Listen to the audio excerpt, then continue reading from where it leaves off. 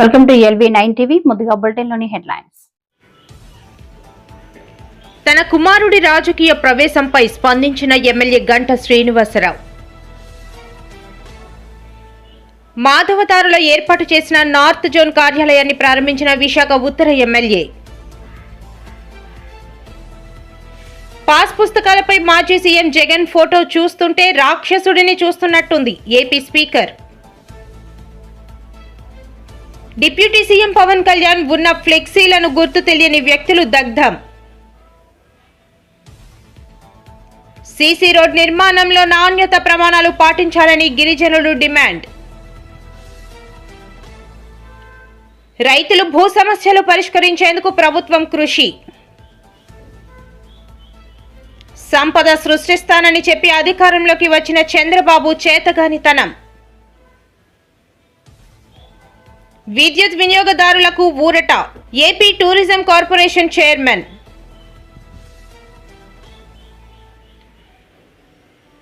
ఇటీవల హైదరాబాద్ లో జరిగిన రాజుగారి పెళ్లి రిసెప్షన్ వేడుకలో నవీన్ పోలిశెట్టి తన సంతోషాన్ని పంచుకున్నారు.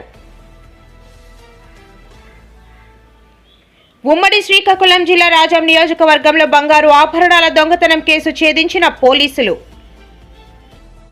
తన కుమారుడి రాజకీయ ప్రవేశంపై ఎమ్మెల్యే గంట శ్రీనివాసరావు స్పందించారు. తండ్రి రాజకీయాల్లో ఉంటే వారసులకు అవకాశాలు రావడం సహజమేనని అన్నారు.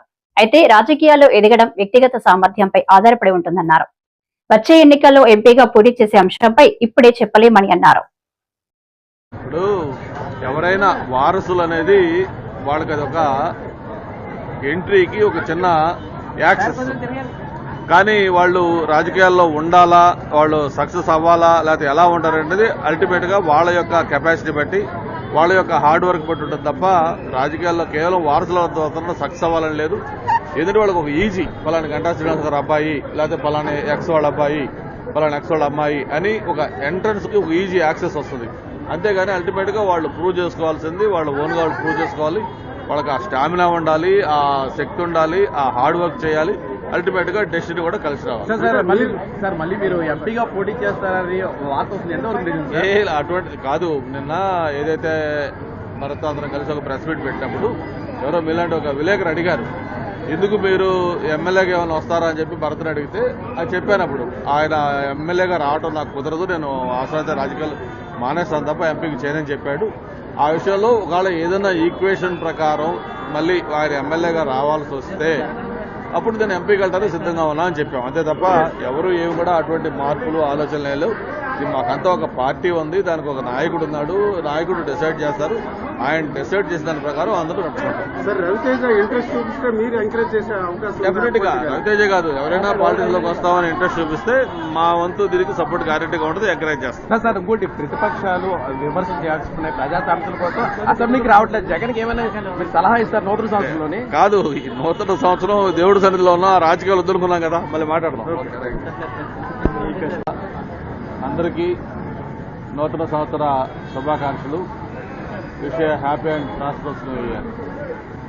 2025 ప్రత్యేకించి ఆంధ్రప్రదేశ్ రాష్ట్రంలో ఏదైతే గౌరవ ముఖ్యమంత్రి గారు కోరుకుంటా ఉన్నారో ఈ రాష్ట్రాన్ని స్వర్ణాంధ్రప్రదేశ్గా చేయాలి, ముఖ్యంగా పారిశ్రామికంగా అభివృద్ధి పథకం నడిపించాలని చెప్పని కళ్ళగంటూ దానికి తగిన ప్రయత్నాలు చేయటం, పార్ట్నర్షిప్ సమ్మిట్ లాంటి ఒక ఇంపార్టెంట్ ఈవెంట్స్ వైజాగ్లో చేసుకోవటం.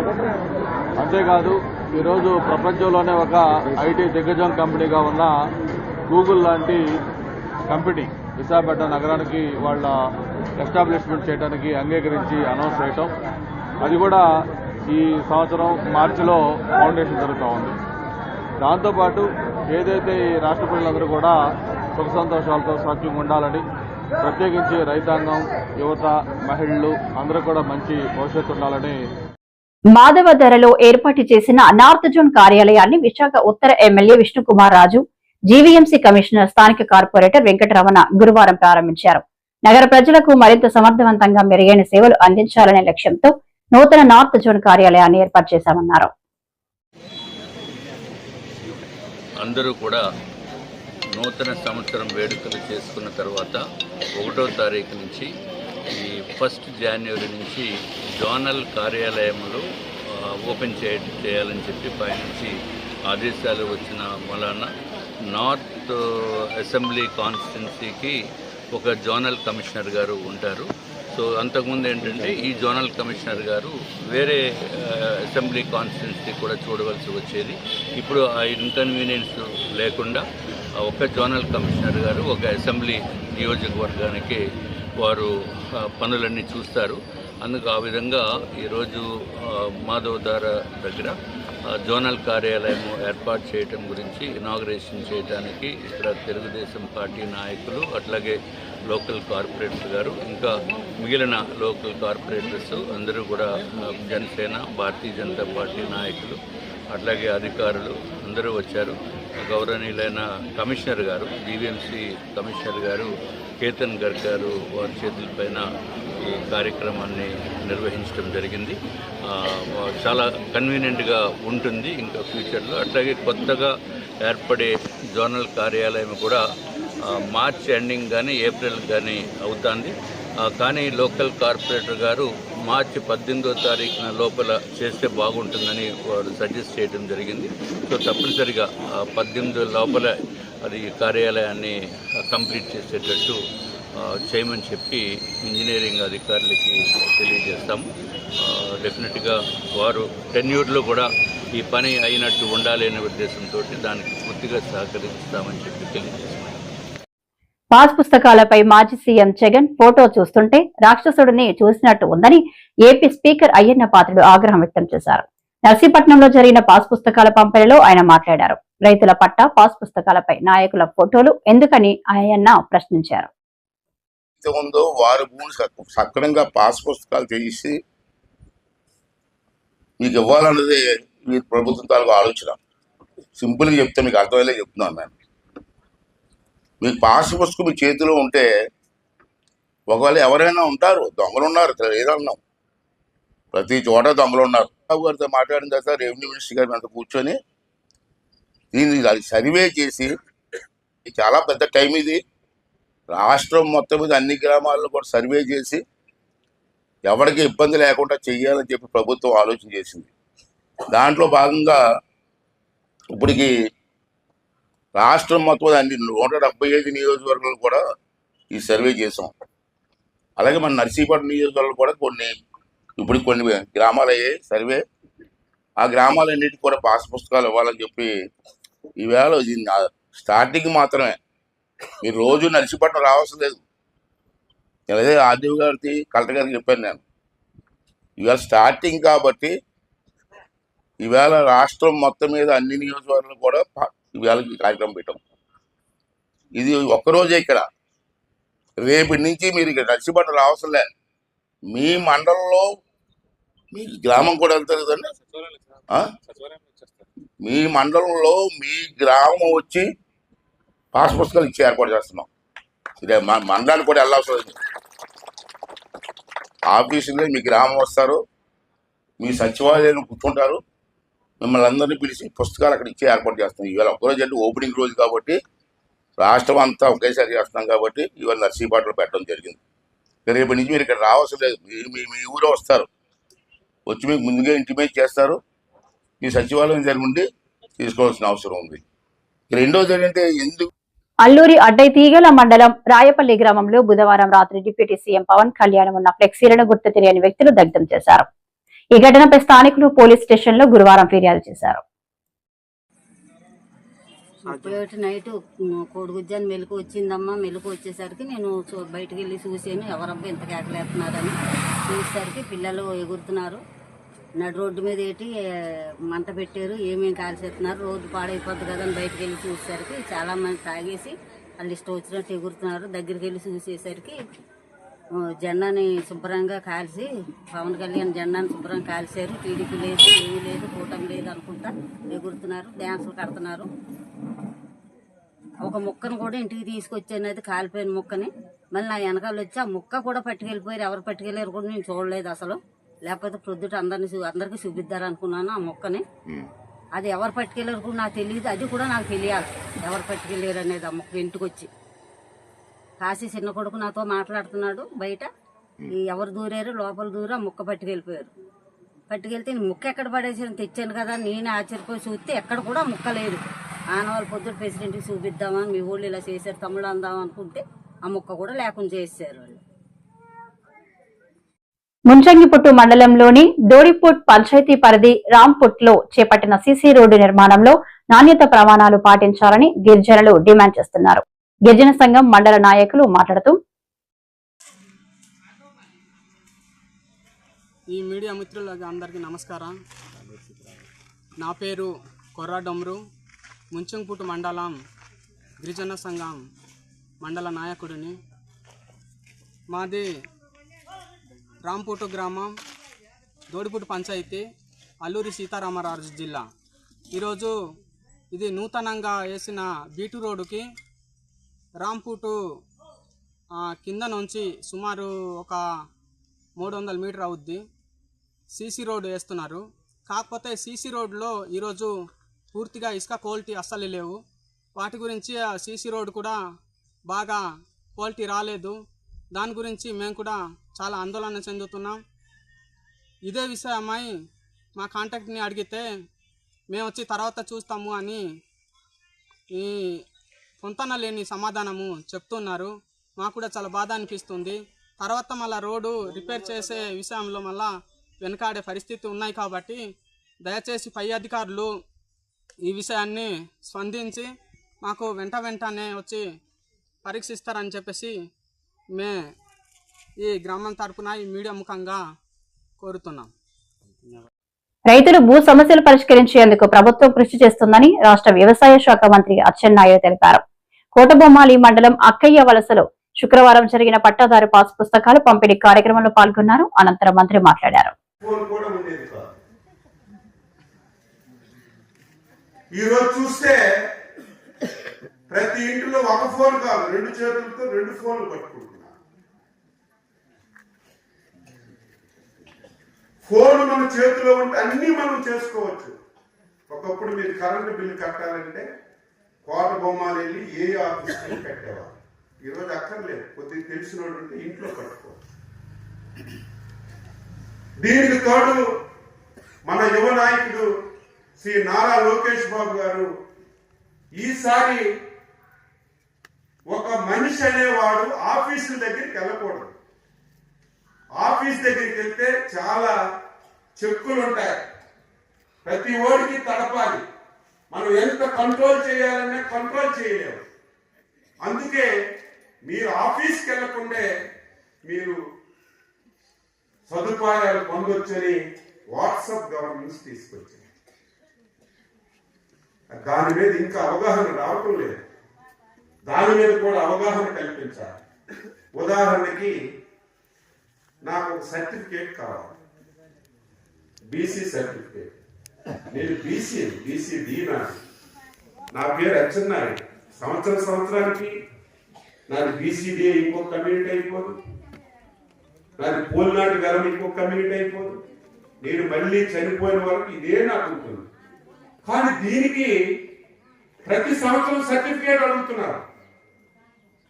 ప్రతి సంవత్సరం సర్టిఫికేట్ కావాలంటే తహసీల్దార్ ఆఫీసుల చుట్టూ తిరుగుతున్నారు. దీనికి అనేకమైనటువంటి ఇబ్బందులు వస్తున్నాయి. అందుకే ఇక నుంచి ఎక్కడికి మీరు వెళ్లకుండా మీ ఫోన్లోనే మీరు అన్ని సదుపాయాలు చేయడానికి వాట్సాప్ గవర్నెన్స్ తీసుకొచ్చాము. అది కూడా మీరు ఉపయోగించుకోవాలి. ఈరోజు రెవెన్యూ పాస్ పుస్తకాలు ఇస్తున్నాం. ఇది కూడా మొన్ననే మాకు చంద్రబాబు నాయుడు గారు ఒక ఆదేశం ఇచ్చారు. అది అమలవుతుందో లేదో ప్రయత్నం చేస్తున్నాం. సంపద సృష్టిస్తానని చెప్పి అధికారంలోకి వచ్చిన చంద్రబాబు చేతగానితనంతో రాష్ట్ర జీఎస్టీ ఆదాయం గత 9 నెలల్లో 1,585 కోట్లు తగ్గిపోయింది. దక్షిణాది రాష్ట్రాలతో పోలిస్తే ఆదాయంలో ఆంధ్రప్రదేశ్ అట్టడుగు స్థాయికి పడిపోయింది. కారుమూరు వెంకటరెడ్డి, వైఎస్ఆర్సీపీ అధికార ప్రతినిధి. చంద్రబాబు నాయుడు గారు 45 ఏళ్లకు పైగా రాజకీయాల్లో ఉన్నాడు. 4 సార్లు ముఖ్యమంత్రిగా చేశాడు. ఆయన చెప్పేటటువంటి మాటలకి అసలు ఈ దేశంలో కాదు, ఈ ప్రపంచంలో కాదు, అలాంటి మాటలు ఎవడూ చెప్పలేడు. ఆయన అధికారంలోకి రావటం కోసం చెప్పినటువంటి మాటలేంటి? తమ్ముళ్ళు, నేను అధికారంలోకి వస్తే సంపద సృష్టించేస్తా, రాష్ట్ర ఆదాయాన్ని పెంచేస్తా, సంపద సృష్టించి సంక్షేమ పథకాలు అందిస్తా, నాకు 45 ఏళ్ల రాజకీయ అనుభవం ఉంది, నా అంత తోపుతురు ఇండియాలోనే లేడు, ప్రపంచంలో లేడు అని చెప్పి ఏదైతే చంద్రబాబు నాయుడు గారు ఏదైతే డబ్బాలు కొట్టి అధికారంలోకి వచ్చాడు, ఏమని సంపద సృష్టిస్తానని. ఈ 18 నెలల కాలంలో ఆయన అదనంగా ₹1 సంపద సృష్టించకపోగా రాష్ట్ర సంపద ఏదైతే తగ్గిపోతా ఉంది, రాష్ట్రానికి వచ్చేటటువంటి ఆదాయం తగ్గిపోతా ఉంది, సంపద సృష్టి పోయి ఉన్నది ఆవిరైపోతుందని చెప్పి ఏదైతే గణాంకాలు చెప్తా ఉన్నాయి. జీఎస్టీ గణాంకాల్లో వెల్లడైనటువంటి చేదు నిజం ఏంటంటే ఈ ఆర్థిక సంవత్సరం అంటే మొన్న 2025 ఏప్రిల్ నుంచి ఇప్పటి వరకు చూసుకుంటే 9 నెలల కాలంలో ఆదాయం 1785 కోట్లు తగ్గిపోయింది. జీఎస్టీ ఆదాయం అంటే రాష్ట్రానికి వచ్చేటటువంటి జీఎస్టీ వసూళ్లు 1785 కోట్లు తగ్గిపోయినాయి. ఏదైతే ఏప్రిల్ నుంచి డిసెంబర్తో ముగిసిన 9 నెలల కాలానికి జీఎస్టీ ఆదాయం అంతకుముందు ఏడాదితో పోలిస్తే 1785 కోట్లు పడిపోయింది. 2024-25 ఆర్థిక సంవత్సరంలో మొదటి 9 నెలల్లో 33,371 కోట్లున్న జీఎస్టీ ఆదాయం 5.34% తగ్గి 31,586 కోట్లకు పడిపోయింది.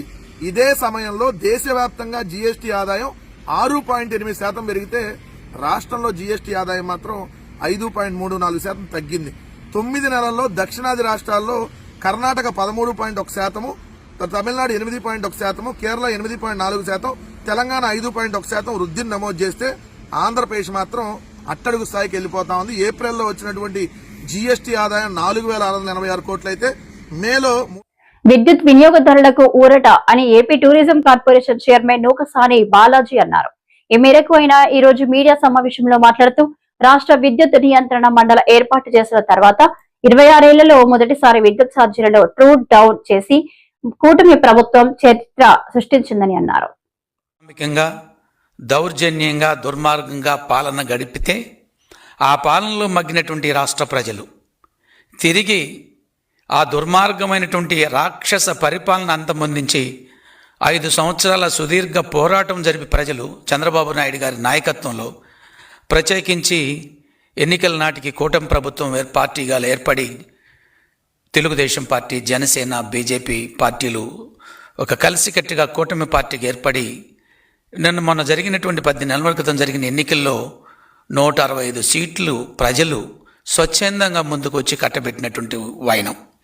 ఈ పరిస్థితులన్నీ దృష్టిలో పెట్టుకున్నటువంటి గౌరవ ముఖ్యమంత్రి చంద్రబాబు నాయుడు గారు ఏదైతే ప్రజలకు హామీ ఇచ్చారో సూపర్ 6 పథకాలన్నింటినీ కూడా ఇచ్చిన హామీ మేరకు కొనసాగిస్తూ రాష్ట్రం ఈరోజు 10 లక్షల కోట్ల పైచిలుకు అప్పుల ఊబిలో కొట్టుమెట్టాడుతున్న జగన్మోహన్ రెడ్డి గారు ఈ రాష్ట్రానికి అందించినటువంటి అప్పుల ఊబి ఏదైతే వరాలుగా రాష్ట్రానికి గుదిబండగా తయారు చేశాడో 10 లక్షల కోట్లు ఇష్టానుసారంగా దుర్మార్గంగా ఒక లెక్కపక్క లేకుండా ఖర్చు పెట్టి రాష్ట్రాన్ని అప్పుల ఊబిలోకి నెట్టి 10 లక్షల కోట్ల అప్పులు ఇచ్చిపోయినా కూడా చంద్రబాబు నాయుడు గారు ప్రజలకు ఇచ్చిన హామీ మేరకు హామీలు నెరవేరుస్తూ ఇవాళ ఏదైతే ఆఖరికి చివరికి ఎలక్ట్రిసిటీలో కూడా గత 5 సంవత్సరాల్లో ఎలక్ట్రిసిటీ కారణంగా ప్రజలు అనేక ఇబ్బందులకు గురై సరైన కరెంటు లేకుండా ఎప్పుడు కరెంటు వస్తుందో ఎప్పుడు కరెంటు పోతుందో తెలియనట్టు అగమ్యగోచరమైన పరిస్థితుల్లో లేదా ఆ రోజు ట్రూ అప్ ఛార్జెస్ తోటి 5,000 కోట్ల రూపాయల పెనుభారం మోపి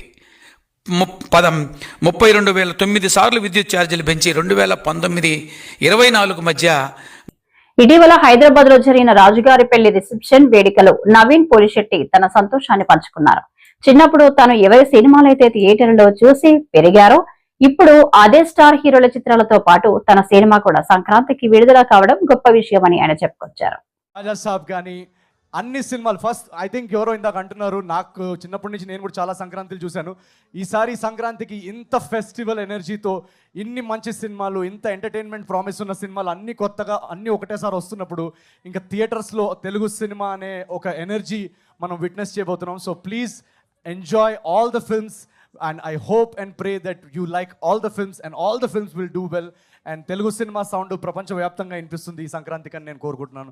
thank you so much for coming each and every one of you. Charulata గారిలో ఏం నచ్చి ఓకే చెప్పారు ఈ పెళ్ళి?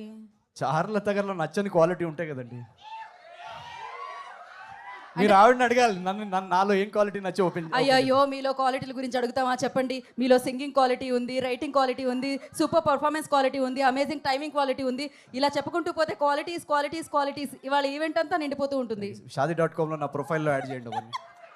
నాలో ఎన్ని క్వాలిటీస్ ఉన్నాయని నాకే తెలియదు. ఇక్కడే అమ్మాయిలను అడిగితే ఆల్రెడీ ఇప్పుడే రేస్ చేయడానికి చాలా మంది ఉన్నారు హ్యాండ్. అమ్మాయిలు కూడా వచ్చారా? రాజుగారు లాంటి హస్బెండ్ కావాలి అనుకునే వాళ్ళు ఎంతమంది ఉన్నారు ఇక్కడ?